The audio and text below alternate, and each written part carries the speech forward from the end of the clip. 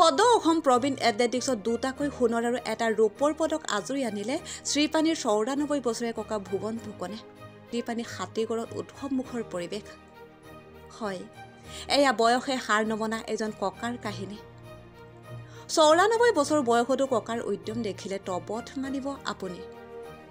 এইজন চিচিবৰ গাঁৱৰ ৰাজ চক্ৰৰ অধীনৰ শ্ৰীপানী হাতীগড়ৰ ৯৪ বছৰীয়া ককা ভুৱন ফুকন।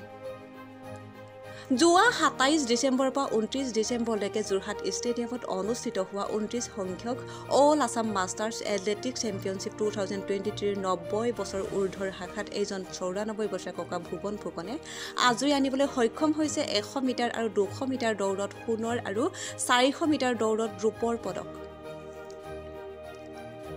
পদক জয় কৰি সোমবাৰে দিনৰ ভাগত শ্ৰীপানীত উপস্থিত হোৱাৰ পাছতে শ্ৰীপানীত সৃষ্টি হয় এক উৎসৱমুখৰ পৰিৱেশ। এয়া চাওক, বাছৰ পৰা নামি অহাৰ লগে লগে হাতীগড় গাঁওবাসীয়ে বিপুল আদৰণি জনাই ককাক। ৰাইজে সমদল কৰি ককাৰ ঘৰলৈকে আহি এক উৎসৱমুখৰ পৰিৱেশৰ সৃষ্টি কৰে। ফটকা ফুটাই আবতৰীয়া দেৱালী পাতে উৎফুল্লিত ৰাইজে। গাঁৱৰ নামঘৰলৈ নি ৰাজহুৱা আদৰণি জনাই প্ৰবীণ খেলুৱৈগৰাকীক।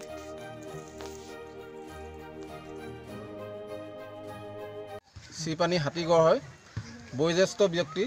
এওঁ অসমৰ লগতে ভাৰতবৰ্ষৰ বিভিন্ন স্থানত খেলা ধূলা কৰি আহিছে। এই প্ৰাপ্তবয়স্ক হ'লে ভেটান এথলেটিক্স টাইপৰ এনেকৈ ৰাজ্যিক পৰ্যায় আৰু ৰাষ্ট্ৰীয় পৰ্যায়ত তেওঁ পুৰস্কাৰ বুটলিবলৈ সক্ষম হৈছে। তাৰ কাৰণে আমি গৌৰৱান্বিত হৈছোঁ আৰু উঠি অহা প্ৰজন্মই ইয়াৰ পৰা অনুপ্ৰেৰণা লৈ তেখেতলোকক খেলকে আদি কৰি বিভিন্ন ধৰণৰ ক্ষেত্ৰত আগুৱাই যাবৰ কাৰণে প্ৰেৰণা লাভ কৰিছে। আমি এখেতৰ সুস্বাস্থ্য আৰু দীৰ্ঘায়ু কামনা কৰিছোঁ। আৰু এই অঞ্চলৰ বিভিন্ন ব্যক্তি আহি তেখেতক ঘৰত আহি সম্বৰ্ধনা জনাই গৈছে।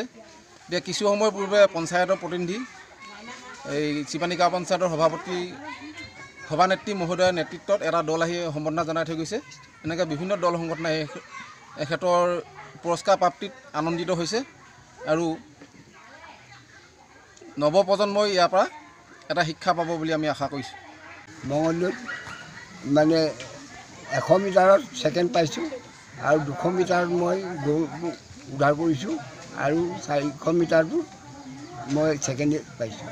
তাৰপিছত মই মানে গোৱালপাৰ খেলিছিলোঁ। গোৱালপাৰ খেলোঁতে ১০০ মিটাৰত ছেকেণ্ড, ২০০ মিটাৰত ছেকেণ্ড আৰু ৪০০ মিটাৰত মই গ'ল্ডটো উদ্ধাৰ কৰিছোঁ। এতিয়া মই যোৰহাটৰ খেলত মই এতিয়া ১০০ মিটাৰত গ'ল্ড পাইছোঁ আৰু ২০০ মিটাৰত গ'ল্ড পাইছোঁ। ৪০০ মিটাৰত মই মানে ছেকেণ্ডটো পাইছোঁ। হয়, 90+। আপোনাৰ বয়স কিমান এতিয়া? মোৰ এতিয়া বয়সত মানে ৯৪ বছৰ। ৯৪ সোমাইছে মানে। হয়, ভাল লাগিছে। পুৰস্কাৰ ভাল লাগিবৰ কাৰণেতো গৈছোঁ।